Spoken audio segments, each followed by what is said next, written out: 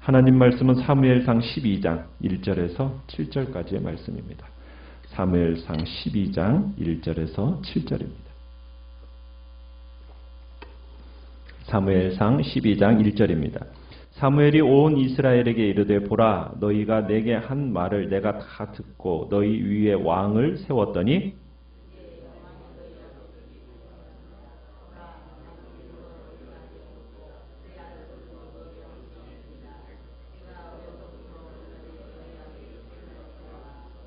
내가 여기 있나니 여호와 앞과 그의 기름 부음을 받은 자 앞에서 내게 대하여 증언하라. 내가 누구의 소를 빼앗았느냐, 누구의 나귀를 빼앗았느냐, 누구를 속였느냐, 누구를 압제하였느냐, 내 눈을 흐리게 하는 뇌물을 누구의 손에서 받았느냐. 그리하였으면 내가 그것을 너희에게 갚으리라 하니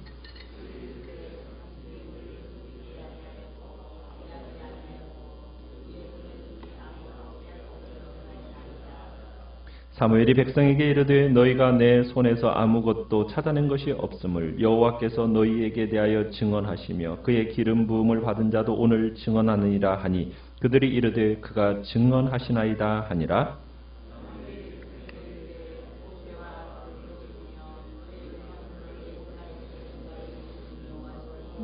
같이 읽습니다. 그런즉 가만히 서 있으라. 여호와께서 너희와 너희 조상들에게 행하신 모든 공의로운 일에 대하여 내가 여호와 앞에서 너희와 담론하리라. 아멘. 오늘 말씀의 제목은 길갈에서의 언약행신이라는 제목으로 말씀을 나눕니다. 지금 이스라엘 백성들이 끊임없이 왕을 요구해왔고 세상 왕에 대해서 하나님과 사무엘은 계속해서 이야기를 했었어요. 다시 한번 생각해 보라는 거죠. 왕을 세우면 이런 폐단이 있는 것인데 그래도 왕이 필요하냐? 몇 차례에 걸쳐서 검증하는 가운데 이 백성들의 마음이 절대로 포기하지는 않는 겁니다. 그걸 확인하게 되니까 이제 사무엘이 사울을 왕으로 세우게 돼요. 그러나 모든 백성이 또 사울이 왕으로 선정됐다고 해서 동의한 것은 아니었어요. 그러다가 이제 그 긴장이 사라지는 한 계기가 만들어졌는데 한 사람도 사울이 왕이 된 것에 대해서 이의를 달지 못하게 된 사건이 벌어진 거죠. 그건 뭡니까? 우리가 어제 그제 봤듯이 사울이 암몬과의 전투에서 승리한 사건입니다.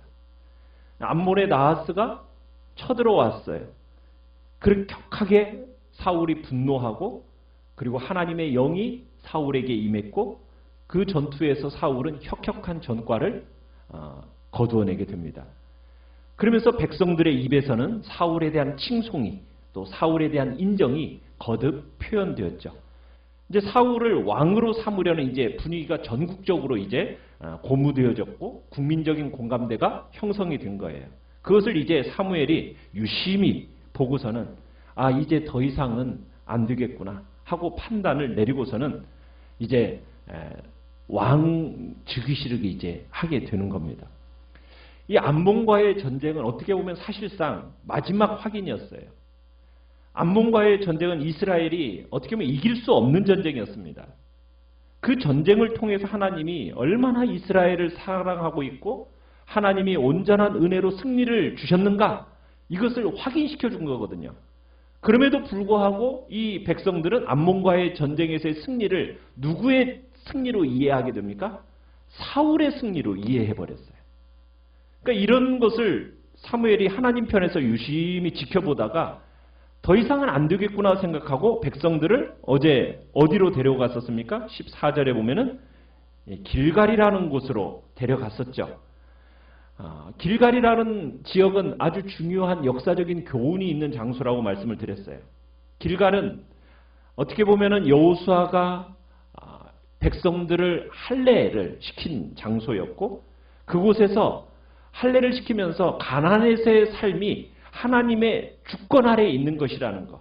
그래서 하나님께 순종할 때에만 행복이 있다라는 그런 약속이 담겨 있는 장소가 바로 이 길갈이라는 장소입니다.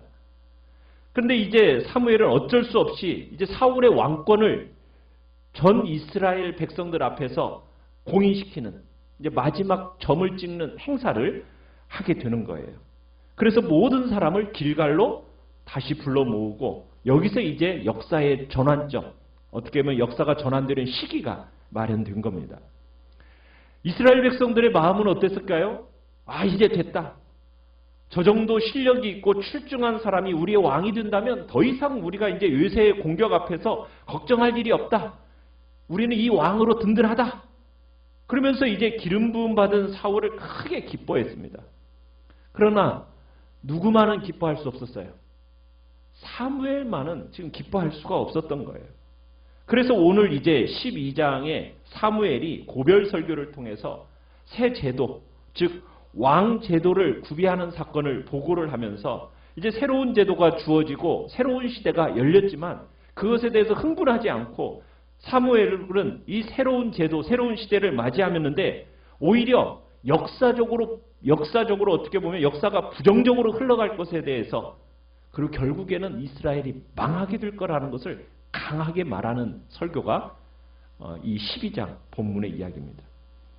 이 12장은 단순한 고별 설교가 아니라 어떻게 보면 새로운 제도, 왕의 제도라는 출범과 함께 길갈에서 지금 언약을 갱신하는 일을 갱신한다라고 볼 수가 있어요. 그러니까 하나님과 백성들과의 이 언약 체계를 하나님 나라가 이루어가는 방식으로서 이렇게 항상 하나님이 삼으시는데요. 오늘 본문에서 이제 이 왕 제도, 새로운 지도 체제의 시발점으로서 이제 언약을 갱신하고 있는 겁니다. 자, 이때 이제 부각되는 인물이 사무엘인데 사무엘은 이제 공식적으로 사울에게 이 지도권을 이양하고 통치권을 이양하고 그리고 자신은 역사의 뒤안길로 이제 사라지면서 백성들에게 이제 마지막 설교를 하는 겁니다. 자, 한 시대의 리더십을 딱 끝내고 역사의 무대 뒤로 사라지는 사람으로서 사무엘은 자신을 검증받고 싶어 해요. 지금 사무엘은 왕을 세운 것이 백성의 요구에 의한 것이라는 것을 분명하게 밝히면서 자신의 리더십에 관련해서 이제 질문을 던지는데요. 자, 이 질문들은 자신이 사사로 있으면서 잘못한 것이 있느냐는 거예요. 그걸 공개적으로 지적하라. 지금 그렇게 하는 내용입니다. 자, 검증받으려는 이 대상은 누구의 앞에서 하고 있느냐면 3절에 보시면은 내가 여기 있다 하면서 누구 앞에서? 여호와 앞과 그 다음에 그의 기름 부음 받은 자 앞에서 내게 대해서 증언해라. 그러니까 검증받으려는 대상은 하나님, 기름 부음 받은 자, 그러니까 자기 뒤를 이어서 리더십을 넘겨받을 사울, 그 다음에 백성들, 그들 앞에서 그 구체적으로 검증받기를 원한다 하면서 5가지 항목을 이제 묻는 겁니다. 자, 사무엘이 묻고 있는 이 각각의 질문은 어떻게 보면 그 당시 악한 왕들이 범할 수 있는 5가지 특징적인 범죄를 지금 담고 있습니다. 3가지는 취하는 죄고 2가지, 나머지 2는 속이고 압제하는 죄예요. 자, 무엇을 지금 묻고 있습니까? 3절에 보니까 내가 누구의 소를 빼앗은 적이 있냐? 누구의 나귀를 빼앗았느냐? 누구를 속였느냐? 누구를 압제하였느냐? 내가 누구의 손에서 뇌물을 받았느냐? 하면서 증언하라고 요구를 하는 거예요.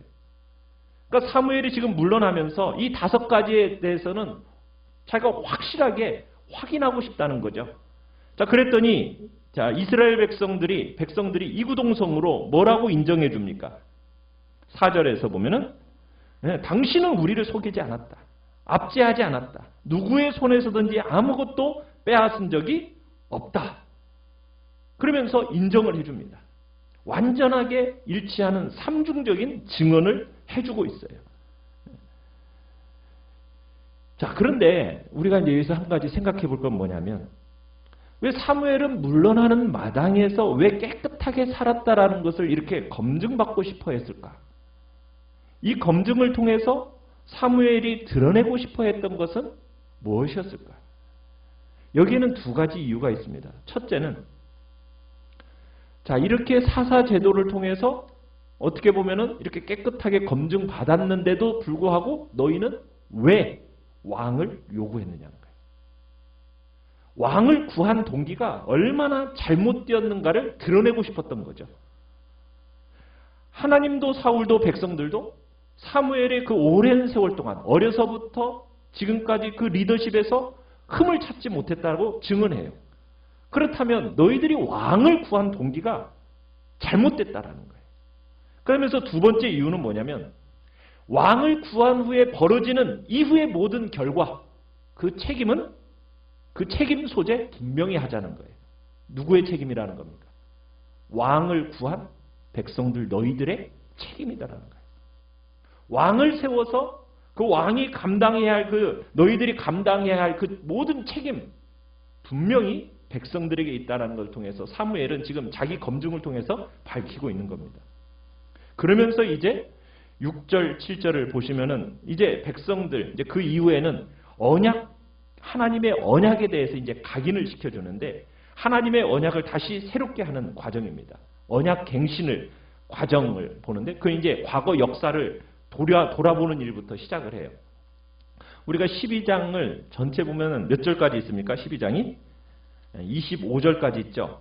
근데 25절로 구성되는데 별로 길지 않은 이 한 장 속에 여호와께서, 여호와는 하나님, 이러한 하나님 하면서 주어가 계속해서 33번 이상 하나님에 대한 주어로서 등장을 합니다. 마치 했던 말 또 하고 했던 말 또 하고 자꾸 그래요. 하나님이 말씀하시는데 하나님이, 여러분 그것은 모두 하나님이 하시는 거예요. 막 이런 식으로 자꾸 25절밖에 안 되는 이 설교문 속에서 그 내용이 설교에 뭐 어떻게 보면 짧은 설교문인데도 여호와께서, 하나님께서 계속 반복을 해요. 뭘 강조하고 싶은 거냐면 왕을 구하는 일, 돌이킬 수 없는 이 이스라엘 공동체를 향해서 통치는 누가 하시는 거다? 하나님이 하시는 거다. 통치는 하나님이 하시는 거다. 이걸 각인시키고 싶었던 거예요.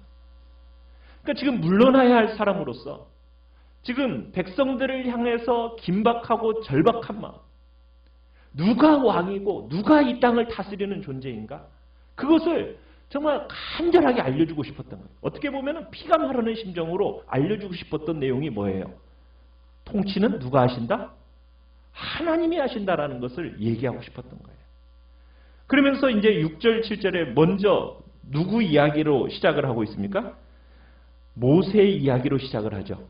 그러니까 구속사건을 상기시키는 거예요. 하나님의 모든 역사는 구원의 행위다.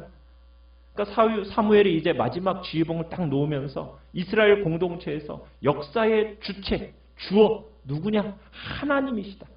그리고 그 하나님의 목적은 뭐다? 구원이다. 우리의 구원이다. 그리고 그 구원은 하나님이 친히 이루신다.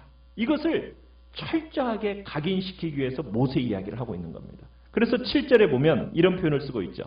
그런즉 가만히 서 있으라.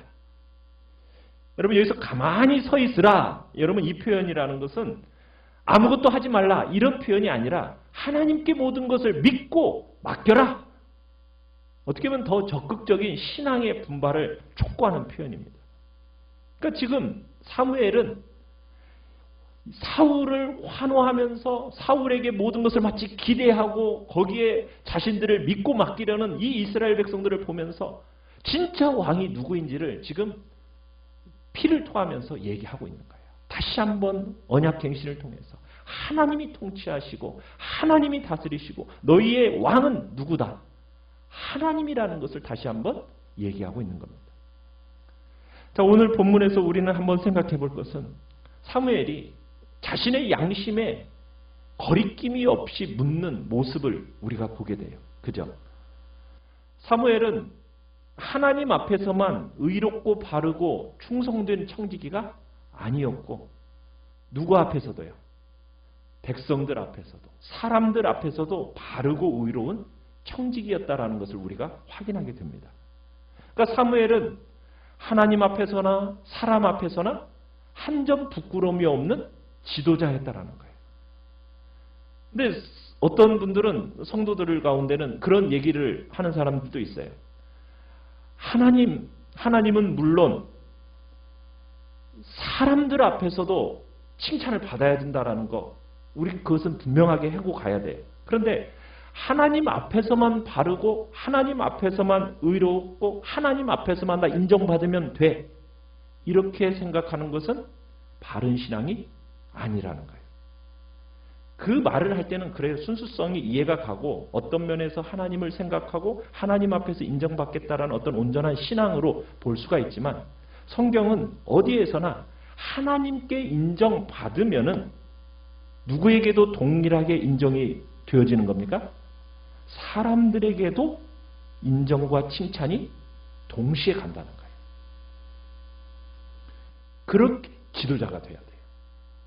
그러니까 하나님 앞에서만 인정받으면 된다라는 가르침은 성경에 없어요. 그래서 우리가 사람들의 평판을 결코 무시할 수가 없는 겁니다. 가장 먼저는 누구를 두려워해야 돼요? 하나님을 먼저 두려워해야죠.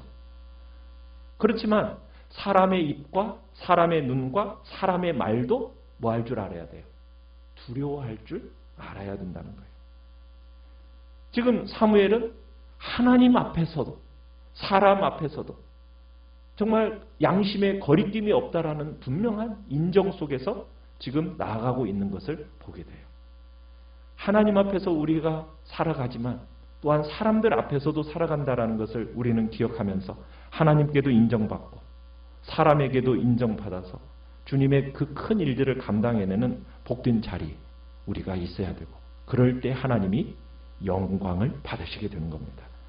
오늘 한 날도 정말 우리가 내가 맡은 일에 있어서 양심에 거리낌이 없이 하나님 앞에서 사람 앞에서 정말 그분의 뜻을 헤아리며 구하면서 순전하게 살아가는 복된 자리에 있기를 간절히 축원합니다. 오늘 말씀